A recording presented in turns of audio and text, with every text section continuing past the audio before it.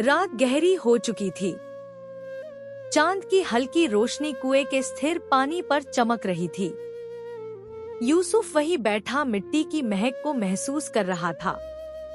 यही वह कुआं था जहां बचपन में उसने अपने दादा के साथ पानी निकालना सीखा था। आज वही कुआं खतरे में था।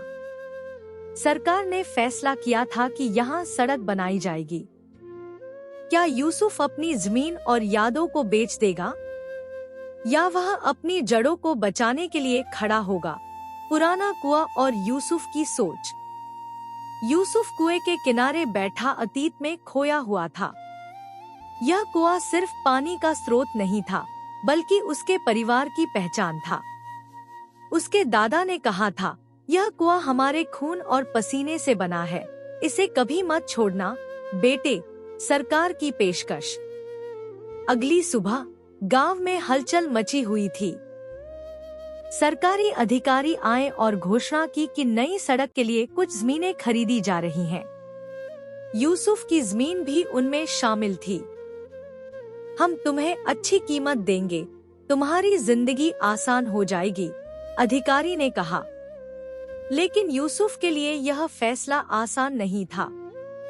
पत्नी की चिंता।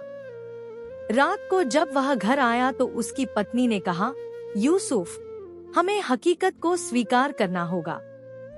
जमीन बेच दो, हम एक बेहतर जिंदगी बिता सकेंगे। लेकिन यूसुफ जानता था कि यह सिर्फ जमीन नहीं, उसके पूर्वजों की विरासत थी। गांव वालों की बहस। कुछ किसान अपनी जमीन बेचने के लिए तैयार थे, लेकिन कुछ अब भी विरोध कर रहे थे। गांव के बुजुर्गों की बैठक में बहस छिड़ गई। हमने हमेशा इस जमीन से वफादारी निभाई है, क्या अब हम इसे बेच दें? एक बुजुर्ग ने कहा। फैसला करने का क्षण। यूसुफ ने कुएं के पास जाकर मिट्टी को छुआ और मन ही मन फैसला कर लिया। अगली सुबह वह अधिकारी के पास गया और कहा, यह कुआं सिर्फ मेरा नहीं, मेरे पूर्वजों की निशानी है।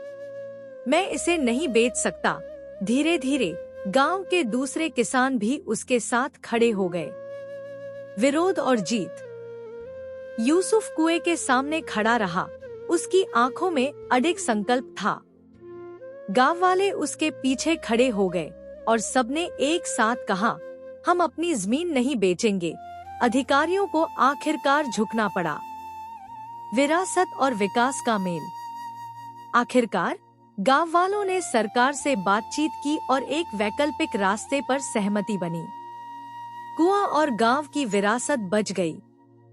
यह कहानी जमीन और विरासत की अहमियत को दर्शाती है और यह संदेश देती है कि विकास और परंपरा साथ साथ चल सकते हैं, अगर लोग अपने हक के लिए खड़े हों।